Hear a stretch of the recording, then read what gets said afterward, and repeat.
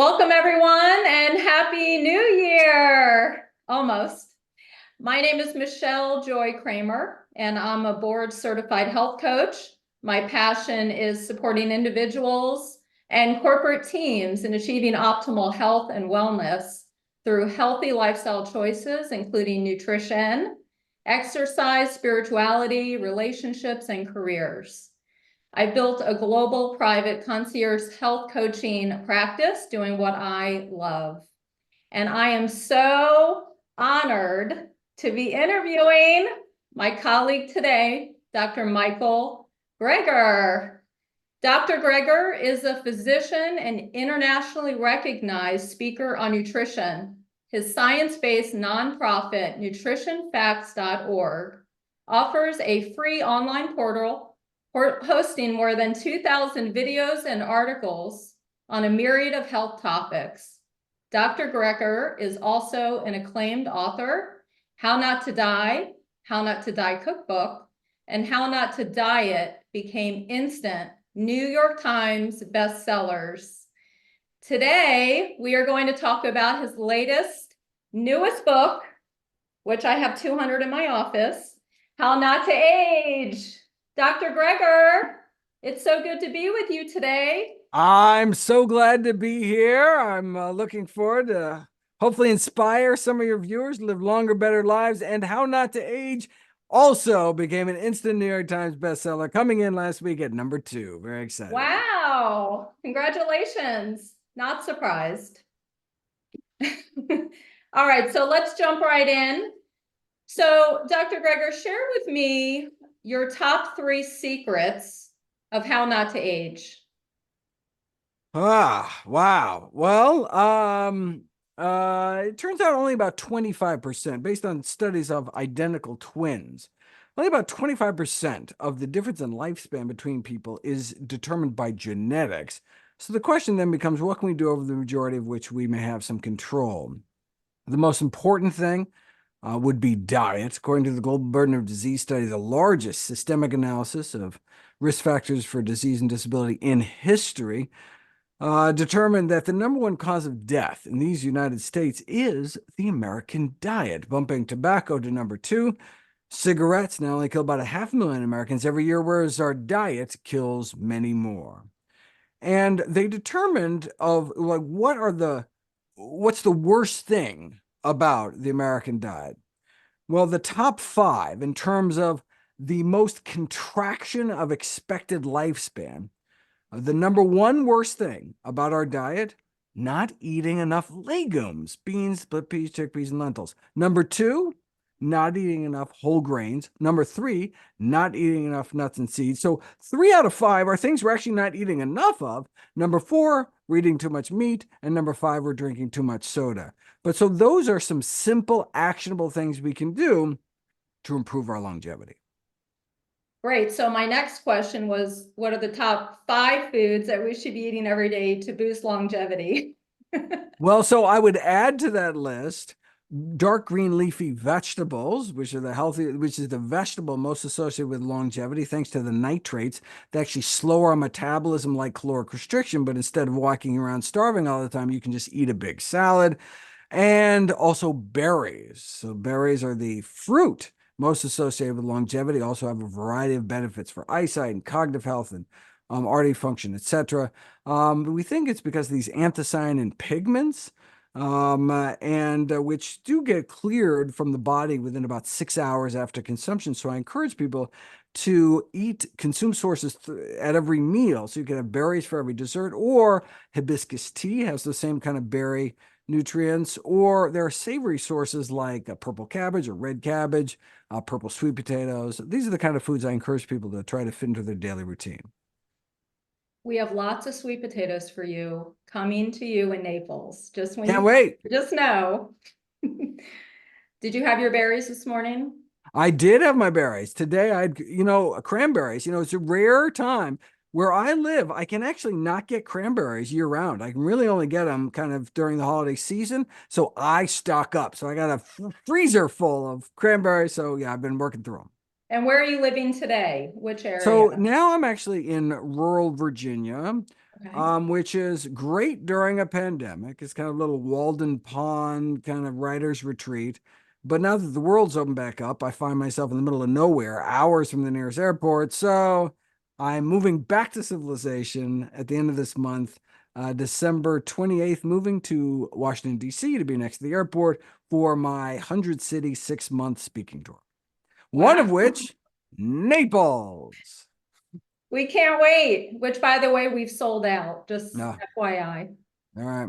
Very exciting. Well, scalp the tickets now, and you I can. may actually do that. All I'm getting right. a lot of emails about, can they buy tickets? So, as a health coach, this is the singular question I'm always asked. I've been on a whole food plant-based diet myself for 8 years and went cold turkey.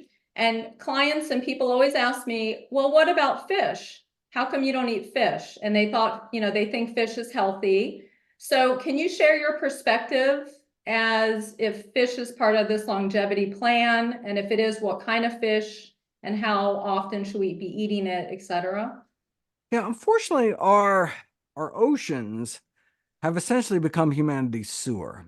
Everything eventually flows into the sea. So, if we had like a time machine to go back before the Industrial Revolution, that'd be one thing. But now the aquatic food chain accumulates the highest levels of chemical pollutants. So, the highest levels of DDT, PCBs, dioxins.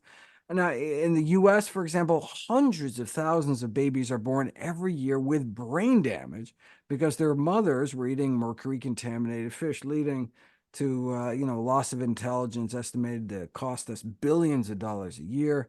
Now, look, a tuna sandwich is better than a bologna sandwich, right? But a hummus wrap would be even healthier, as Harvard researchers found that even just a 3% swap from fish protein to plant protein was associated with a 6% decreased risk in premature death.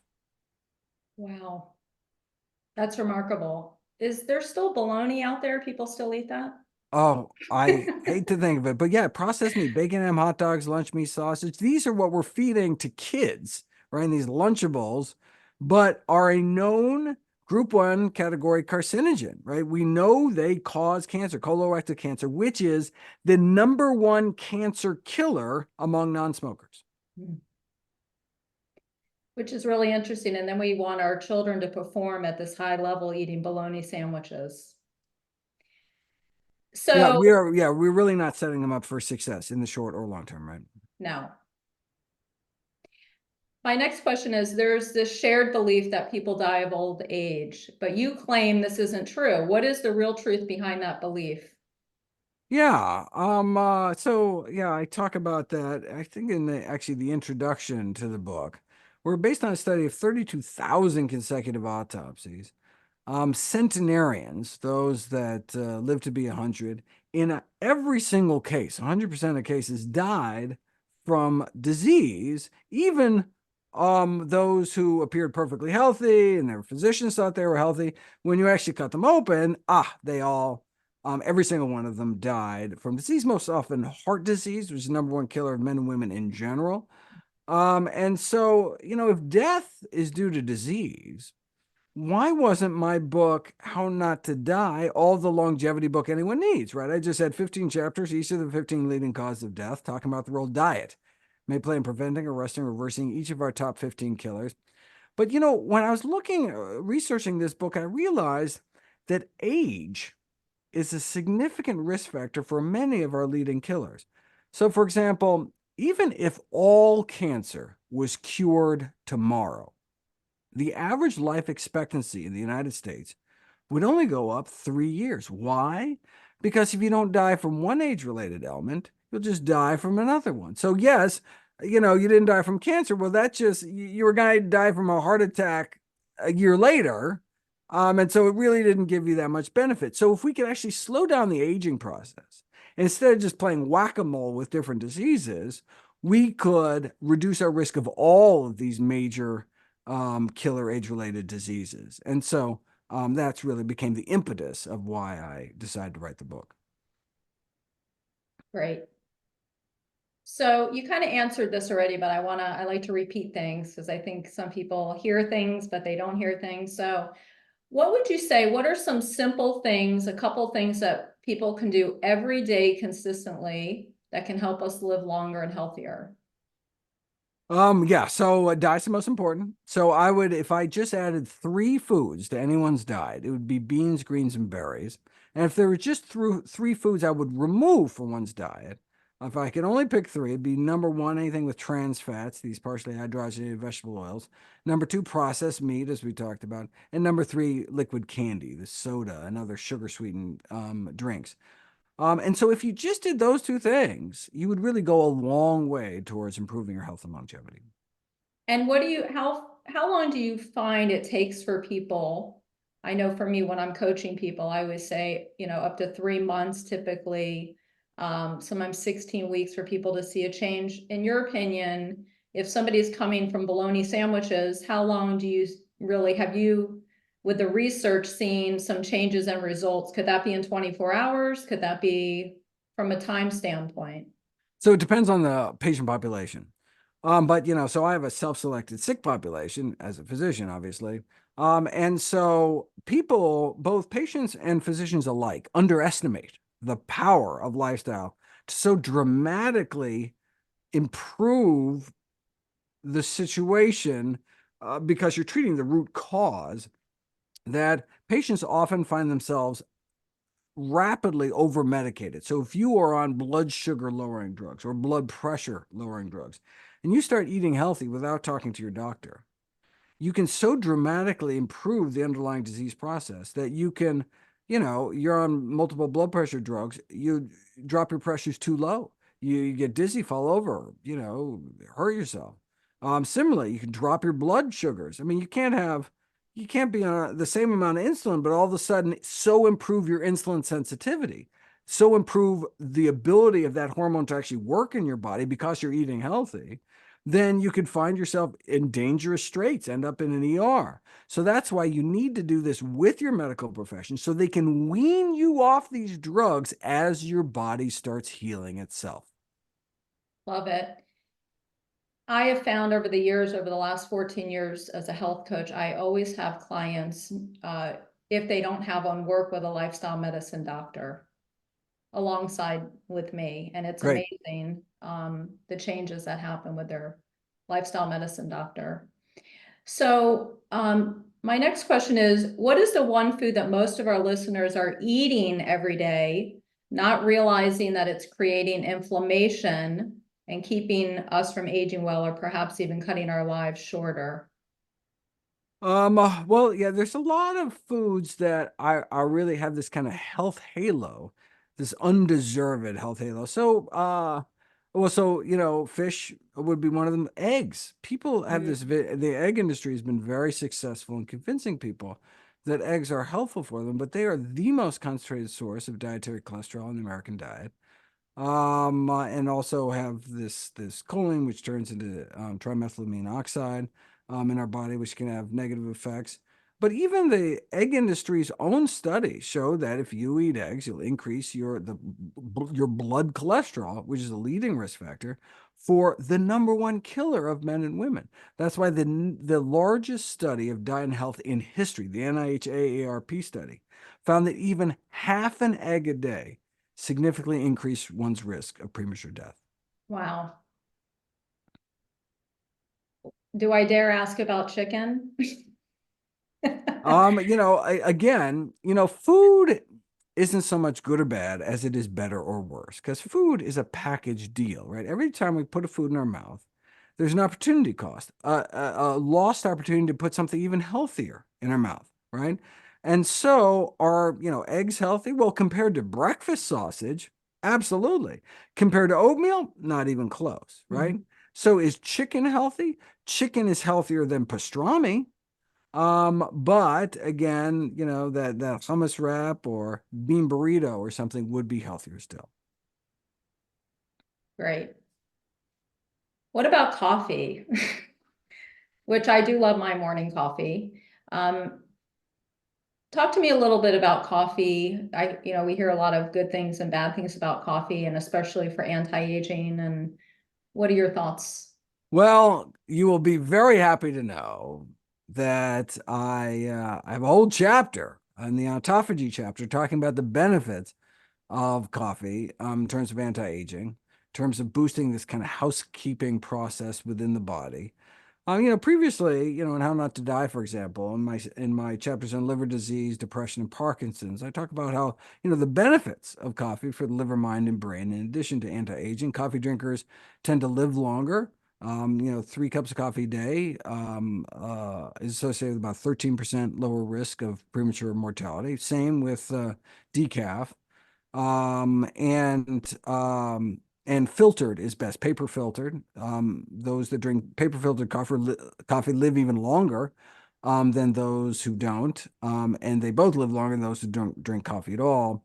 Now, if it's not for everyone, coffee can worsen acid reflux disease if that's something that you have a problem with, bone loss, glaucoma. So if you have a strong family history of glaucoma, which is excessive kind of pressure within the eyeball or degeneration of the optic nerve, coffee may not be a great choice. But otherwise, coffee is a healthy beverage, though every cup of coffee is a lost opportunity to drink something even healthier, which is a cup of green tea. So, coffee associated with 13% lower risk of premature death. Green tea consumption is like 26% lower, so twice the benefit. And so, you only got one mouth. And so you could argue that you should not drink coffee because you could instead be drinking green tea. The way I think of it is that they're both healthy beverages. And so it's like no need to have some kind of false dichotomy. So I usually start on my day with coffee, switch over to black tea, which actually has a different set of phytonutrients because of the processing. Then I switch over to green tea, and then I switch over to herbal tea later in the day. Like a hibiscus or, So hibiscus, I'm a big chamomile fan. okay, Um, that's good to know. um, We'll have that in Naples for you. oh, great, fantastic! Sign me up. I Um, actually take bags of chamomile with me wherever I go. In my suitcase, you always find it. I find it's a really nice way to kind of unwind sure. after. You know what? When I give a talk, I'm just so adrenalinized. I'm just so I feed off of so much of that energy from the audience, and it's kind of hard for me to go to sleep, even though I'm exhausted after a long day of travel and a 3-hour book signing line or whatever. And so that chamomile really is like is the signal to my brain that, okay, it's time to start shutting down. Let's get some sleep because I got to get to the airport early tomorrow. That's wonderful. I think the last time I brought you here in 2020, I think we took you to get a massage after. We may have to schedule. Oh my God, that's even better. I Screw think the I brought you to chamomile. Happy Feet in Naples now that I'm thinking about Oh my God, I totally remember that. That was amazing. it. We're When gonna when is have to the chat about that. wait, We may, when's the talk? we're doing it January 6th. Yeah, no, what time of day? Saturday night, 6 Do we p.m. have time? I think they're open till 10 p.m. I will find out for you. All right. Well, I apologize in advance to all the people at the back of the book line that are not going to get their book We're signed. gonna make it happen. But if they want to get their book signed, they're welcome to join me at the massage parlor and line up. You may have a paparazzi outside of Happy Feet, so. Oh my God. That is the only time that has ever happened to me in my speaking career, which goes back decades. I totally remember that. That was amazing. All right. I Well, got to come speak in Naples more often. you do, Basically, you that's the do. bottom line. Don't worry, we're gonna get you here more often. But my Right. first career, I was a massage therapist 17 Ah, years. So I know the importance and someone like yourself just giving out so much energy. all right. I'll Now set I'm you looking up, don't forward to it. worry. The last question I have for you about your grandmother. Mm, Now, one of the things that I was very drawn to when I first met you, which was 8, 9 years ago, whatever it was, I'm very close to my grandmother who will be there. mm. She's 95 years old. Oh, Um, wonderful. I'm going to bring her on stage. She's not whole food plant-based, but my mother is, and my mother has been for 8 years now and got off 4 medications That's and great. unbelievable. But I wanted just if you could share a little bit about your grandmother and how she's impacted your life and your journey and influenced you. It's very special. Oh, absolutely. She's why I do everything that I do. I was just a kid when my grandma got sent home basically in a wheelchair to die. She had end-stage heart disease, already had so many bypass surgeries, basically run out of plumbing at some point. Confined in a wheelchair, crushing chest pain. Her life was over at age 65.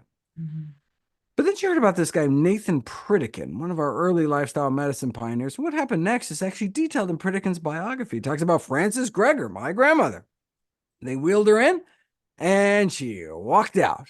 Though she was given a medical death sentence at age 65, thanks to a healthy diet, was able to enjoy another 31 years on this planet till age 96 to continue to enjoy her 6 grandkids, including me. That's why I went into medicine, why I practiced lifestyle medicine, why I started the website nutritionfacts.org, why I wrote the book How Not to Die, why all the proceeds I receive from all my books are donated directly to charity.